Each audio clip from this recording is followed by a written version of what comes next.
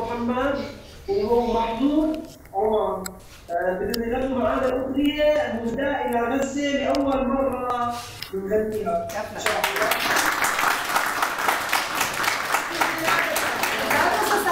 Ще пеят две от момчетата от групата Младежи от Ярмук, певческата им група, Радуан и Махмуд. Те ще пеят една песен, която се изпълнява за първи път се представя въобще пред публика и Ярмук я посвещава на Газа.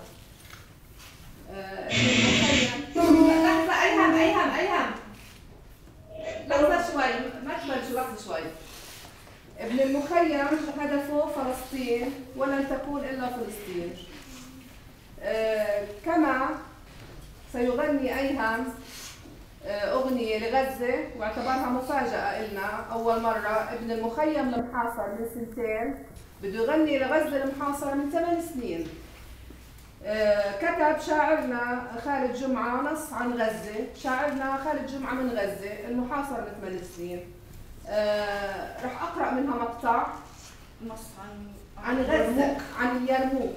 خالد جمعة بغزة كتب نص عن اليرموك. أيهم أحمد من اليرموك يغني أغنية لغزة. Всеки палестинец се стреми към Палестина, независимо дали е в Палестина или е някъде в бежанските лагери и така. Палестинският поет Халид Джума, който е от Газа, написа текст посветен на Ярмук, така както Айхам Ахмед от лагера Ярмук ще пее песен за първи път пред публика, посветена на Газа. Отказ от текста на Халид Джума. تصب السماء رأيها على شكل فرس بيضاء بديل أحمر.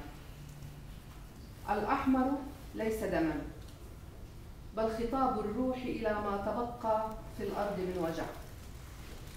ستموتون كلكم من اليأس أو من خفة الأقدام في طريق الحرية.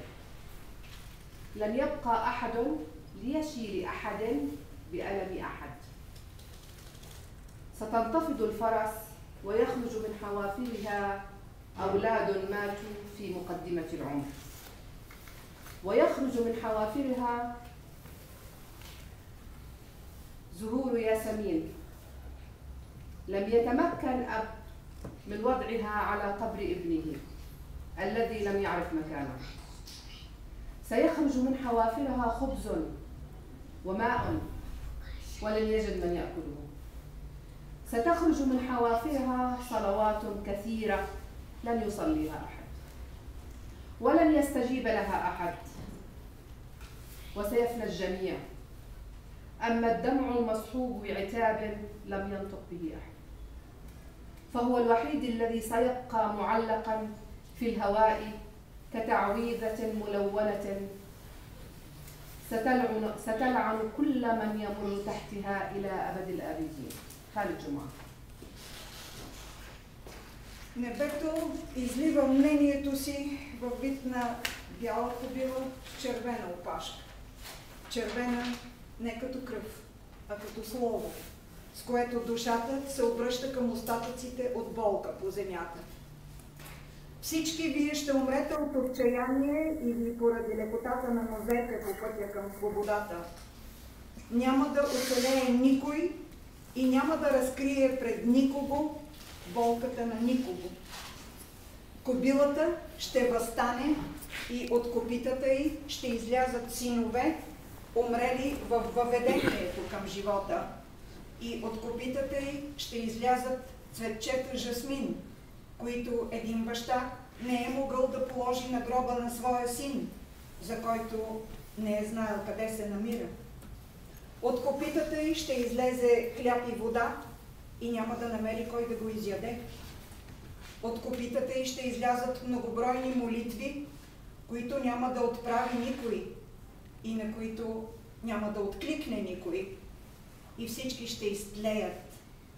Единствени сълзите, съпроводени с упрек, непроизнесен от никого, ще оцелеят, окачени във въздуха, като прокълнат амулет, проклинащ всеки, който мине под него во веки веков.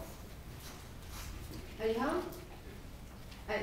بيحبوا الشباب يحكوا شيء؟ عرفونا على الشباب. Да се запознаем с момчетата. محمد يوسف. محمد يوسف؟ تمام. محمد رضوان يوسف. يا هلا. محمد رضوان يوسف. شو بتحب تحكي لنا محمد؟ والله قد ما حكينا ما راح نقدر يعني نعبر على الشيء اللي صار فينا. Каквото и да кажем, няма да можем да изразим това, което става с нас. صوت صوت صوت تسمعون خالد؟ الصوت متقطع. الصوت متقطع. لا هو ما عم يحكي. عيد اللي عشناها ما في بني ادم مر وعاشها. Това, което ние преживяваме, няма човешко същество, което да го е преживяло. وعطش. شيء لا يجلس. Жажда, глад. الشاب الثاني محمود عمر. محمد عمر. محمود عمر. محمود عمر. محمود. اهلين محمود. زيد عن كلام اخوي رضوان والاستاذ ايهم، نحن الشعب الفلسطيني فقط بدنا كرامه. نحن بعتقد يعني اهل المخيم زمان ولحد هلا هم دائما الحضاره.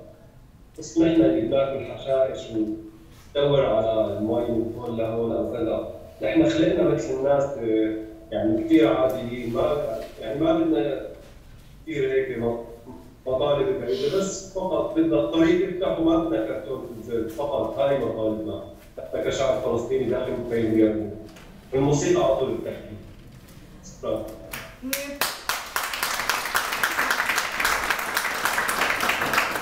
Палестинците не искаме нищо друго, ние искаме единствено своето достоинство. Искаме да живеем достойно и да можем да допринесем в световната цивилизация. Ние сме родени като всички други народи по земята. Ние не сме наркомани, не сме убийци, не сме криминални. Ние искаме само да живеем в мир. Останалото го казват нашите песни. تفضلوا تفضلوا أيهم. أغنية غزة، إهداء لغزة، أول مرة تغنى. За първи път се пее песента, посветена от Ярмук на Газа.